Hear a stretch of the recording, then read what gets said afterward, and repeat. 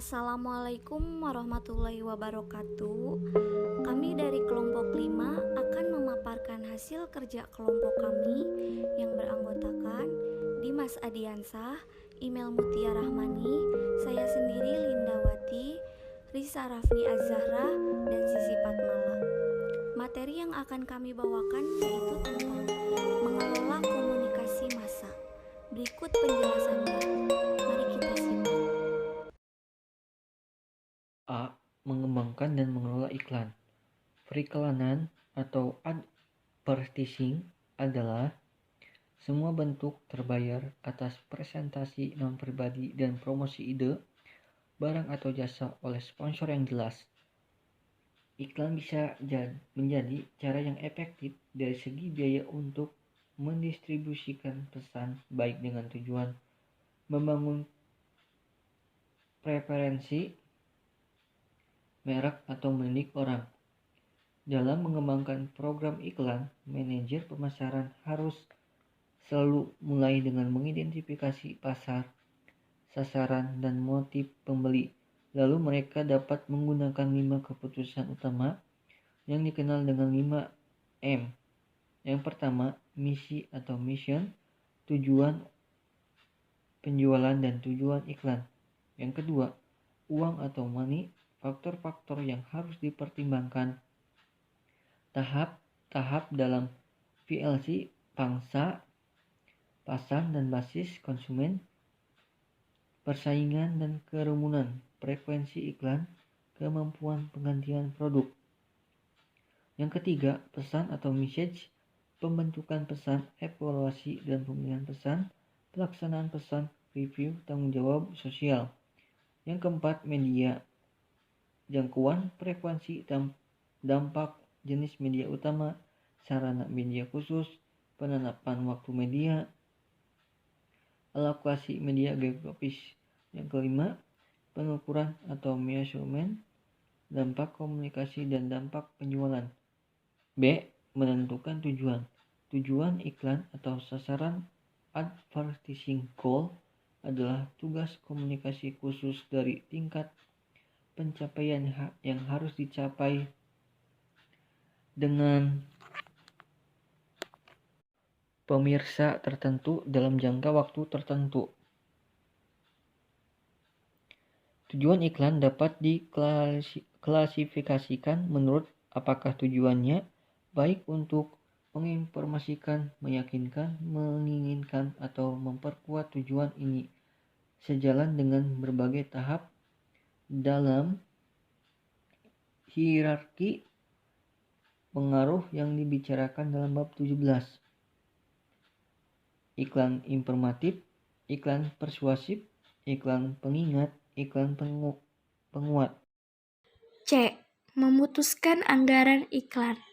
Sebagai kritik, menyatakan bahwa perusahaan barang kemasan konsumen yang besar terlalu banyak mengeluarkan uang untuk iklan sebagai jaminan agar tidak mengeluarkan terlalu sedikit.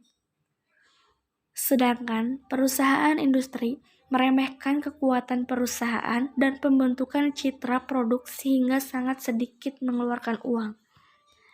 Berikut ini adalah 5 faktor khusus yang harus dipertimbangkan ketika menetapkan anggaran iklan. Yang pertama, tahap dalam siklus hidup produk. Yang kedua, pangsa, pasar, dan basis konsumen. Yang ketiga, persaingan dan kerumunan. Yang keempat, frekuensi iklan. Bagian D, mengembangkan kampanye iklan. Dalam merancang dan mengevaluasi sebuah kampanye iklan, penting untuk membedakan strategi pesan atau menentukan posisi dari sebuah iklan. Apa yang diupayakan untuk disampaikan oleh iklan tentang iklan. Dari strategi kreatifnya, bagaimana iklan mengekspresikan tuntutan merek.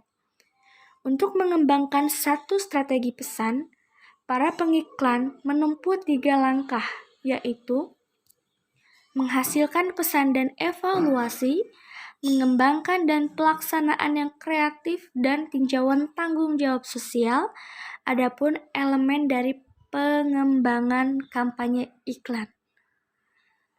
15% dari pembentukan dan evaluasi pesan, 25% dari pengembangan dan pelaksanaan yang kreatif. Dampak iklan tergantung tidak hanya pada apa yang dikatakan, namun lebih sering kepada bagaimana sesuatu tersebut dikatakan. 75% dari tinjauan tanggung jawab hukum dan sosial. Memutuskan media dan mengukur efektivitas. Setelah memilih pesan, tugas periklanan berikutnya adalah memilih media yang akan membawanya. Dalam tahap ini, periklanan memilih jangkauan, frekuensi, dan dampak yang diinginkan. Memilih jenis media utama, memilih sarana media tertentu, memutuskan penentuan waktu media, dan memutuskan alokasi media secara geografis. Lalu, pemasar mengevaluasi hasil keputusan ini. Promosi penjualan. Promosi penjualan atau sales promotion bahan inti dalam kampanye pemasaran. Terdiri dari koleksi alat insentif sebagian besar jangka pendek yang dirancang untuk menstimulasi pembelian yang lebih cepat atau lebih besar atas produk atau jasa tertentu oleh konsumen atau perdagangan. Iklan menawarkan alasan untuk membeli, sedangkan promosi penjualan menawarkan insentif untuk membeli. Promosi penjualan mencakup alat untuk promosi konsumen, sampel, kupon, penawaran, pengembalian dana tunai, potongan harga, premi, hadiah, penghargaan patronage, percobaan gratis, garansi, promosi yang berkaitan promosi silang, tampilan titik pembelian dan demonstrasi, promosi dagang, potongan harga, insentif untuk iklan dan tampilan, serta barang gratis, dan promosi bisnis dan tenaga penjualan, pemeran dagang dan konversi kontes, wiraniaga, dan iklan khusus. G. Hubungan masyarakat. Perusahaan tidak hanya harus berhubungan secara kontraktif dengan pelanggan, pemasok, dan penyalur, tetapi juga harus berhubungan dengan sejumlah besar masyarakat yang berminat. Masyarakat publik adalah semua kelompok yang memiliki minat aktual atau potensial atau mempengaruhi kemampuan perusahaan untuk mencapai tujuannya. Hubungan masyarakat public relation meliputi berbagai program untuk mempromosikan atau melindungi citra atau produk individual perusahaan. Departemen Humas Terbaik membimbing manajemen puncak untuk menerapkan program yang positif dan menghilangkan praktik yang patut dipertanyakan, sehingga publisitas negatif tidak timbul. Mereka melaksanakan 5 fungsi berikut. Yang pertama yaitu hubungan pers, mempresentasikan berita dan informasi tentang organisasi dalam pandangan yang paling positif. Yang kedua yaitu publisitas produk, mensponsori usaha untuk mempublikasikan produk tertentu. Yang ketiga yaitu komunikasi korporat, mempromosikan pemahaman organisasi melalui komunikasi internal dan eksternal. Yang keempat yaitu melobi, bernegosiasi dengan pembuatan peraturan dan penjabat pemerintah untuk mengajukan atau melonggarkan undang-undang dan peraturan. Dan yang kelima yaitu konseling, memberikan saran kepada manajemen tentang masalah publik dan posisi perusahaan serta citra sepanjang masa yang baik maupun buruk. Dan yang terakhir yaitu kesimpulan. Iklan adalah semua bentuk terbayar dari presentasi non-pribadi dan promosi ide, barang, atau jasa oleh sponsor tertentu. Iklan tidak hanya meliputi perusahaan bisnis, tetapi juga badan amal, nirlaba, dan pemerintah. Pengembangan program iklan adalah proses 5 tahap. Yang pertama yaitu menentukan tujuan iklan. Yang kedua menetapkan anggaran.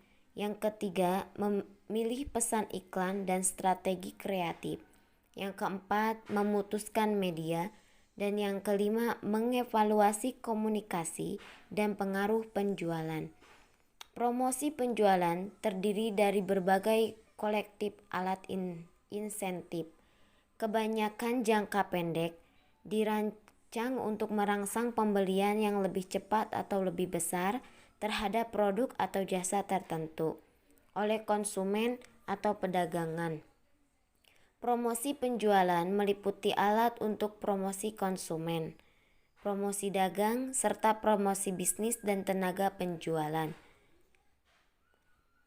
Pameran dagang dan konvensi, kontes wiraniaga, dan iklan khusus. Hubungan masyarakat Humas melibatkan berbagai program yang dirancang untuk mempromosikan atau melindungi citra perusahaan atau produk individualnya. Saat ini, banyak perusahaan menggunakan pemasaran hubungan masyarakat (MPR) untuk mendukung departemen pemasaran dalam promosi dan pembentukan citra korporat atau produk. MPR dapat mempengaruhi kesadaran publik dengan biaya yang hanya sebagian dari biaya iklan dan seringkali jauh lebih kredibel. Alat utama Humas adalah publikasi, acara, berita, pidato, kegiatan layanan masyarakat, dan media identitas. Sekian pemaparan materi dari kelompok kami, kurang lebihnya mohon maaf. Ditutup billahi taufiq wal hidayah. Wassalamualaikum warahmatullahi wabarakatuh. Dilanjutkan sesi tanya jawab yang akan dilakukan di grup WhatsApp.